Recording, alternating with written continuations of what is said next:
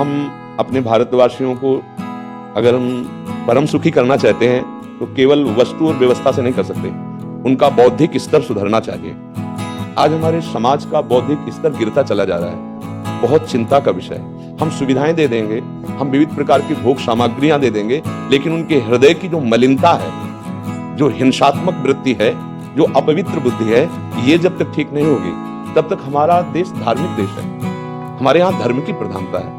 तो इसी बात को बार बार हम सबसे निवेदन करते हैं कि ये जो हमारी नई पीढ़ी है, इसी से हमारे राष्ट्र की रक्षा करने वाले प्रकट होते हैं। जो विद्यार्थी जन है, उन्हीं में कोई एमएलए बनता है, उन्हीं में कोई सांसद बनता है, उन्हीं में कोई मुख्यमंत्री बनता है, उन्हीं में कोई राष्ट्रपति या प्रधानमंत्री बनता है, उन्हीं में अपने लोग बन सकते हैं। अब हमारी शिक्षा केवल आधुनिकता का स्वरूप लेती जाए और व्यभिचार प्रवृत्ति, व्यसन प्रवृत्ति, हिंसा प्रवृत्ति, ये नई पीढ़ी में देखकर बहुत असंतोष हृदय में होता है। इसीलिए कितनी भी शरीर में पीड़ा हो, हम प्रयास करते हैं जितने से जितने सामने हमारे भगवत स्वरूप जन आते हैं, पहले बुद्धि शुद्ध होनी चाहिए। हम अगर अपने राष्ट्र की विशेष सेवा, तो हमारे धर्म का परिचय आप जन करते हैं। धर्म का हमारा क्या स्वरूप है, हमारे जीवन का लक्ष्य क्या है। हमें जितना राम जी प्रिय है, कृष्ण जी प्रिय है, उतने भारत देश हमारे लिए प्रिय है। जैसे राम भक्त कृष्ण भक्त, वैसे हमारे भारत देश का हर जन जन हमारा आदरणीय और पूजनीय।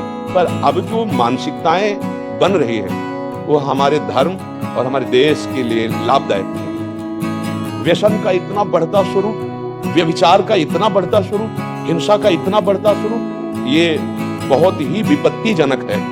अगर ये बढ़ता रहा तो हम विविध प्रकार की सुख सुविधाएं देने पर भी अपने देशवासियों को सुखी नहीं कर पाएंगे, क्योंकि सुख का स्वरूप विचार से होता है। सुख और दुख की स्थिति सत्य नहीं है, लेकिन हमारा विचार, और विचार हमारा गंदा हो रहा है। बस हमारा उद्देश्य यही है कि हमारे देशवासियों का विचार शुद्ध होना चाहिए। अगर विचार शुद्ध है तो राष्ट्र प्रियता, जन सेवा, समाज सेवा, ये सब स्वाभाविक होने लगेगा। हम सबसे प्रार्थना करते हैं कि आप अपने धर्म को समझिए। आप अपने स्व को जहां जहां स्थापित करते चले जा रहे हैं, आप उसे गंदा करते चले जा रहे हैं। मदिरा में, हिंसा में, द्यूतकीड़ा में, व्यभिचार में, इसे दोष नहीं समझा जा रहा है, और हमारे शास्त्र और हमारा धर्म इसको निषेध करता है। इस समय आवश्यकता विचार शुद्ध करने की है, आहार शुद्ध करने की है, आचरण शुद्ध करने की है। तो सबसे एक प्रार्थना है कि हमारे नई पीढ़ी को सुधारें।